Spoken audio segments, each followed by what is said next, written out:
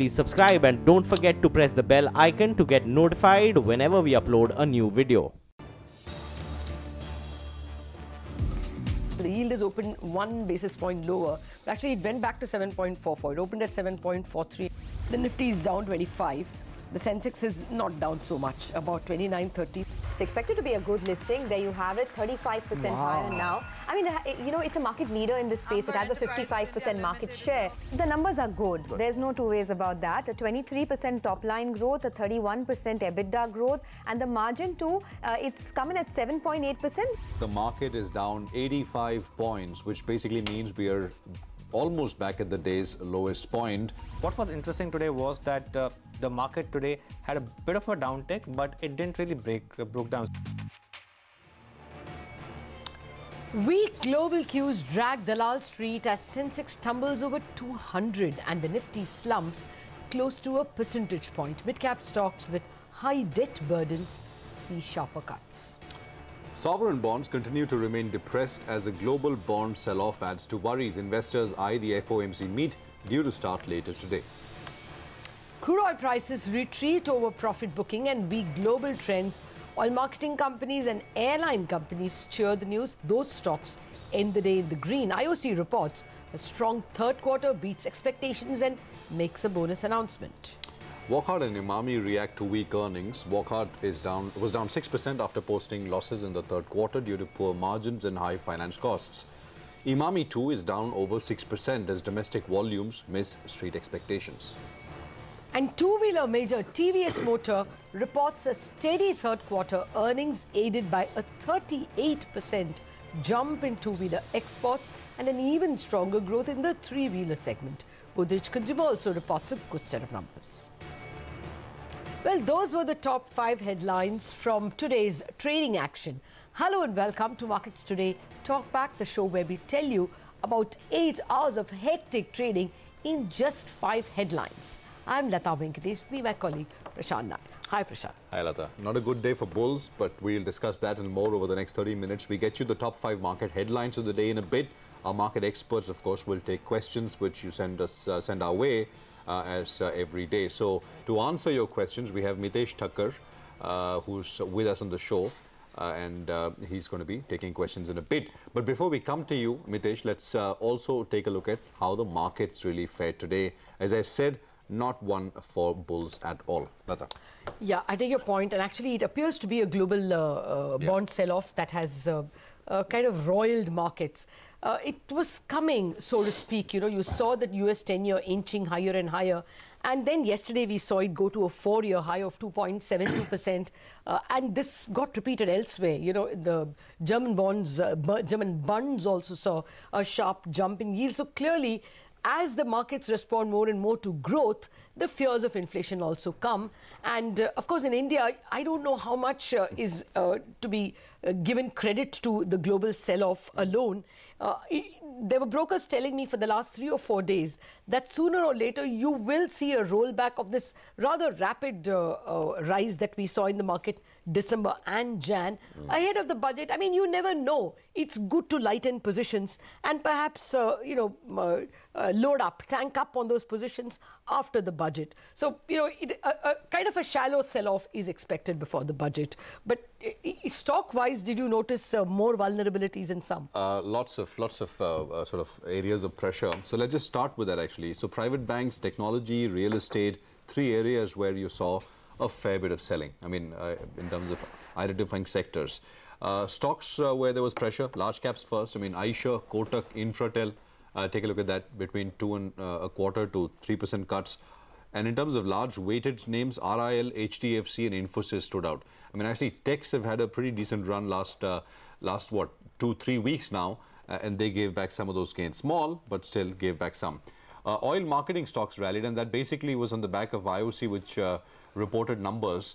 So IOC was up 4.25%, BPCL was up 3.25%, HPCL was up 4.75%.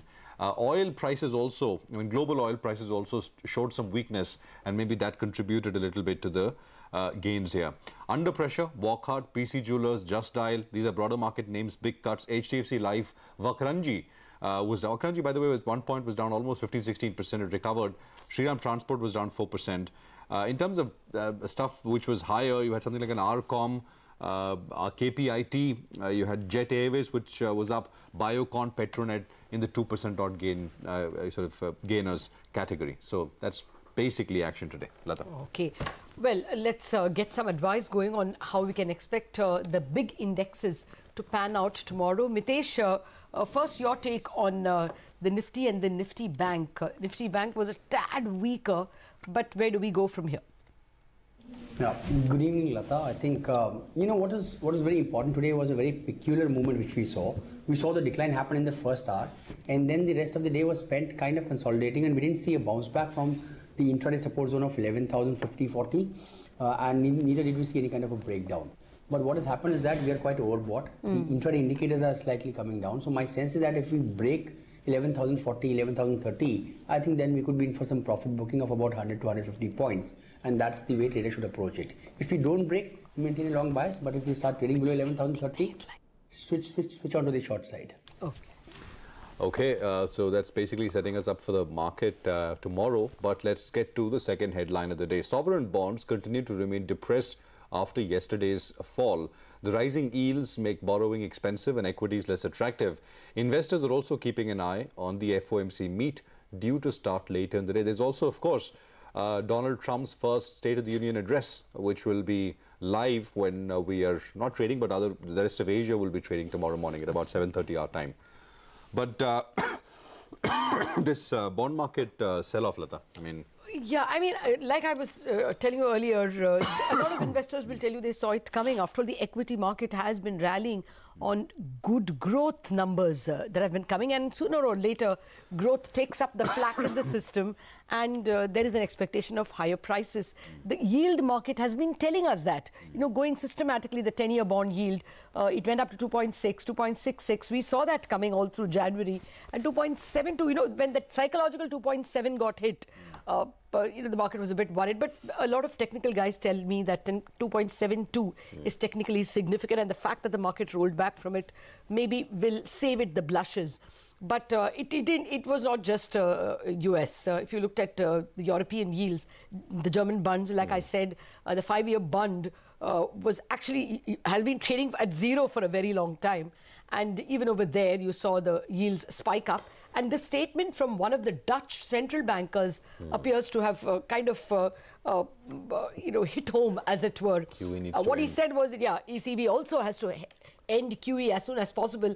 And mind you, the ECB's QE actually ends in September, in the sense the one that's already announced, and one doesn't know whether a further QE will be announced. But the expectation is, of course, that even if it is, it'll be a highly watered down QE, or maybe no QE at all. And the Japanese market, actually the BOJ also has been kind of falling in line, though we have not had any explicit statements. But broadly, the answer is that liquidity is not going to be as easy as it has been. And that's why you saw equity markets take a pause. Indian bonds had Indian pain. It wasn't just this sell-off. Yesterday, the CEA saying that there will be a pause in fiscal consolidation had also hit a raw nerve. And, you know, he's usually a votary of lower rates. Now, even if there isn't a case for lower rates, he didn't even make a case for holding rates, which also kind of made an already sulking market sulk a little more. There is a buyer strike ever since Viral Acharya made that speech about why are people buying long-term bonds if they are, why are people buying duration. Since then, the PSU banks have not been buying, and yesterday's economic survey did nothing to improve their appetite. So let's actually listen in, to a couple of experts on the matter. We actually spoke with Anand Narayan, who opined on the bond sell-off that we saw around the world. Listen in. The reality is we've never had a situation where both bond markets and equity markets rally at the same time for a long period of time. At some stage, the correlation does break down. Now, every time we go through a correlation phase, we try and rationalize it by saying this time is different. But history has proved otherwise. So something has to give. We can't have runaway asset prices in the US with inflation staying low and interest rates staying low forever. And I suspect it will be a bit of both. It will be a bit of bond sell-off and a bit of, you know, stop in the US stock market action. Okay, that's all about sell-off. Now the third headline is about buying. Crude oil prices retreated over profit booking, and the weak trends in the global market came as good news for Indian oil marketing companies, refining companies like HPCL, BPCL and IOC, all of which were over 4%. Even the airline stocks cheered as the news would mean, of course, lower fuel prices for them. They ended in the green. IOC also actually posted a strong set of third quarter numbers which beat street expectations. The company also announced a bonus issue, I think a 1:1 ratio. Actually, let's listen to what Naveen has to say after he looked at the numbers. Naveen? Well, strong numbers by IOC, the major highlight being the gross refining margins, which came in at around $12.3 per barrel versus the expectation of around $8.2. Apart from this, the throughput, that has also come in at around 18.23, that above what the street was expecting. This has led to the overall standalone numbers with revenue jump of close to 22%. Meanwhile, the EBITDA margins, they have come in at a whopping 12% versus 8.1% QOQ. Remember, the expectation in terms of the EBIT margins was anywhere around the 8% mark. So that has been a big beat. PAT has also jumped by close to 113%. The overall, if you see the overall numbers, that have been given a fillip purely by the improvement in the utilizations at the Paradip plant as well as the operational efficiencies. Nevertheless, that is one reason why you saw the stock up in trade today. Back to you. Okay, Naveen, thanks very much for that. We've got questions now, so let's get to it. Twitter user Rajan has 100 shares of HPCL. He's paid about 300 rupees each for them. He wants to know if he should hold or sell given the company is set to merge with ONGC. Remember, the stock has underperformed since that news actually was formally announced. And he also wants to know what will happen post the merger. I mean, HPCL, ONGC, how will the entity look? Let's get a sort of view on HPCL individually first. Mitesh, what's your sense? So I think technically, you know, my sense is that the stock has had a good rally for the last few months and now it's consolidating. I think the lows should be around 360, maybe 340 on the downside, and on the upside, we might see 440, 450 as the range. So the idea is very clear. The stock has had a rally. I think it's time for consolidation. Try to exit around the upper end of the range. Okay. Well, you want to say something, Prakash. First, good evening to you. It's not quite a merger. HPCL is going to remain a listed stock. But would you like easy advice to keep on to his position? You know, so when you look at the pure arithmetic or the arbitrage, it may not seem really very attractive. But the fundamental reason is that HPCL is a very good company. The way it's run, the presence that it has, the kind of activities that it has now lined up for itself in terms of the capacity expansion. So all that remains unchanged. And you could keep on accumulating this and continue holding on to it if that's a specific query. And you remember the MRPL angle is still attached there, and we could probably see some pleasant surprise in this whole triad of ONGC, HPCL and MRPL, which could throw some pleasant surprises from the MRPL shareholders as well. So I'm quite positive on HPCL. If IOC throws up these numbers, there's no reason why HPCL also can't be performing well. Okay. Okay. I mean, the other sort of reason in terms of ONGC, I've heard, Lata, is that, and this is true globally, that integrated companies get a higher multiple. Okay. So that could be, helpful reasoning, which could be helpful for ONGC, not specifically for, HPCL. You know, but world over, an integration like this would mean an integration across staff functions, HR, finance, everything would be run as an integrated company.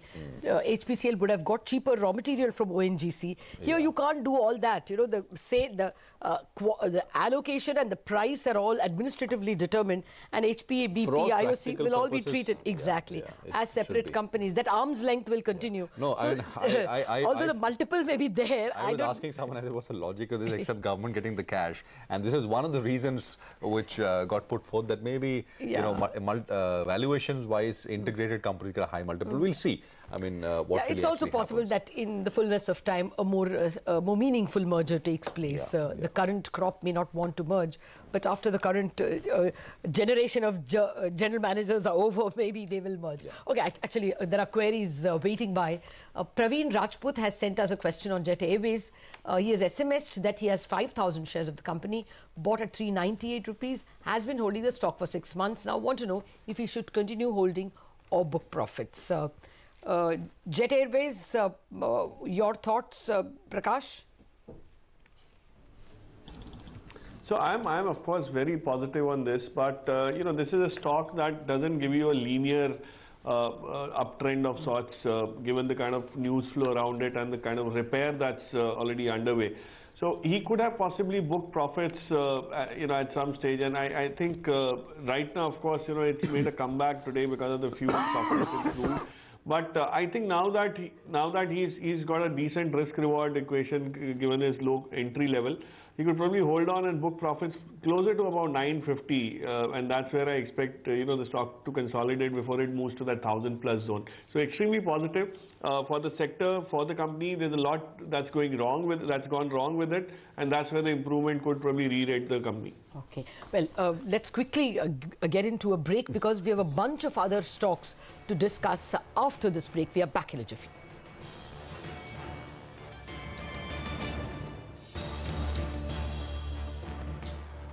Welcome back. You're with us here on Markets Today Talk Back. Prakash Diwan and Mitesh Thakkar are with us and they're answering your questions. Let's dive in straight to the fourth headline of the day. Stocks reacting to weak earnings. I mean, that was a bit of a theme. Wockhardt was down 6% after posting a loss in the third quarter due to poor margins and high finance costs. Emami too was down 6% as the domestic volumes for the company missed expectations. Let's actually dive a little deeper into what Emami really did and what the key takeaways were. Mangalam is standing by with just that. Mangalam, over to you. Well, the numbers were weak. The weakness coming in on the volume front. We were working with a 12 to 13% growth on the volume front. The company went ahead and posted 6%. And not just that, 6% volume growth with a favorable base is something that did not go down well with the street, because if you look at all the other FMCG companies that have reported numbers so far, Emami stands at the lower end, 6%, compares with just about Asian Paints, which posted a mid-single-digit volume growth as well. The street did not like Asian Paints numbers as well. The management in the conference call did not sound too optimistic, said 15% growth that they guided for looks a bit challenging, and they've cut it down to 12 to 14%. Also added that there is not much enough headroom for the margins, and that is something visible from the company's EBITDA margins as well, because if you take a look again at all the peers, 35% is the highest that any company enjoys in EBITDA margins, and that is Emami. Secondly, their dependence on wholesale, that stands at 42%. The company has been trying to reduce it from 50%, but still the wholesale channel has been disrupted. That is something that all the managements of FMCG companies have been telling us. That is another headwind going forward for the company. And going forward, one more thing that may be a bit of an impediment is the increased new launches and increased media spends for those launches. Company spends about 17% of their sales in ad spends, which is again the highest in the industry. How much more in terms of levers do they have is fairly important, given the fact that a large part of it is already in the price. The company trades at what, around 35 times FY19 earnings, in line with all the other FMCG peers. It'll be interesting to see what sort of levers do they have going forward. Okay, levers as well put, Mangalam. Thank you very much for that. Let's get to the question answer session. Twitter user Sham Karani has 200 shares of Emami. He bought them at 1270 rupees a piece. Wants to know the outlook for the next 3 to 6 months, given, of course, the company's results. But 3 to 6 months, a short-term view. Mitesh? Yeah, Lata, in fact, a few weeks back, the stock was just trading and trying to get into all-time highs. It's corrected since then. I think the short-term view is that basically on the upside, 1240 would be a difficult level for the stock to get past, while the stock has become corrective and could decline to as low as about 1020. So I think anything close to about 1220, 1240 should be ideal levels to exit. It will lead to a minor loss, but I think eventually the stock will be available cheaper, most likely. Okay. All right, so let's move on to the fifth and the final headline of the day. In key earnings today, two-wheeler major TVS Motors reported a steady third-quarter earnings, aided by a 38% jump in two-wheeler exports and an even stronger growth in its three-wheeler segment. Godrej Consumer too reported a strong set of numbers for its third quarter. Net profit was above estimates, while revenue and EBITDA were in line. The company saw an impressive domestic branded volume growth of 18%. Let's actually analyze the numbers of Godrej Consumer. with Mangalam once again. Mangalam, a good quarter for the company. Yes, Prashant. You know what Emami did, Godrej Consumer went ahead and did 18% domestic volume growth. We were working with 12 to 13%. So that is impressive. Other than that, if you take a look at their internals as well, we were working with about 20 to 25% growth in their soaps business. The company posted 24%. We were working with 15 to 18% growth in their hair colors business. The company went ahead and posted 33%. And if you take a look at the household insecticides, that one was expected to underperform, and so it did, with a 5% growth as against 8 to 10% expectations. And 50% of their revenues does come from outside of India. Out there we saw some positive signs. The most important coming in from Indonesia, where after a lot of disappointment, heavy competitive arena, we saw improvement sequentially in Godrej Consumer. So good numbers overall. 18% volume growth is a positive. Expect the stock to be in green tomorrow. Okay, thank you very much for staying up and explaining that to us, Mangalam. We straight away go to Nimesh, who has tweeted a question to us. He has 100 shares of TVS Motors at 766 rupees. Wants to know what should his next move be. I mean, if you have a TVS, what do you do? Okay, but he has TVS shares. Prakash, what should he do? So, you know, I know it sounds slightly difficult when you tell people to hold on to stocks that have been star performers in recent times. But given the set of earnings that we saw, Lata, today, I don't think there's any disappointment with the numbers, except that the volume growth of sub 9% is what, sub 8% is what, you know, people are disappointed with. Sorry, the margin picture of sub 8%. But if you see realizations, they have been fantastic, and they have started selling higher end products, the more expensive luxury bikes as compared to the entry level bikes. And scooters has been a good mix. Three-wheelers is coming up. Exports is doing so well. So I think the company will start continue getting re-rated. There's not much of headroom. To this specific query from Nimesh, I think he could probably look at booking out at about 810, 820 kind of a zone. That's the first port of call, and then review things beyond that. But don't be disappointed just because, you know, it's kind of slipped off a bit. 8-9% lower than what he's bought into. Okay, you have a good thing going, is the advice coming from Prakash. Okay, there is Mr. P.K. Akela. He has a question on Godrej Consumer. Wants to know when he should enter the market to buy 150 shares. A little specific that, what do you say? When should he buy? What's your take, Mitesh? Yeah. So I think, you know, I'm assuming here that very clearly he's looking at investments. So we'll look at medium to longer term supports where he can buy. I think anything close to about 950, 920 would be ideal zone to buy, I think, into this one. It was there 2.5 months back and did a good base building over there. So I think that will be a very strong medium term support area. Okay, and maybe he will get that, considering that the market now is in a correcting mood. Thank you very much, Mitesh and Prakash, for joining us. With that, we have to wrap up this edition of Markets Today Talk Back. Thanks a lot for watching.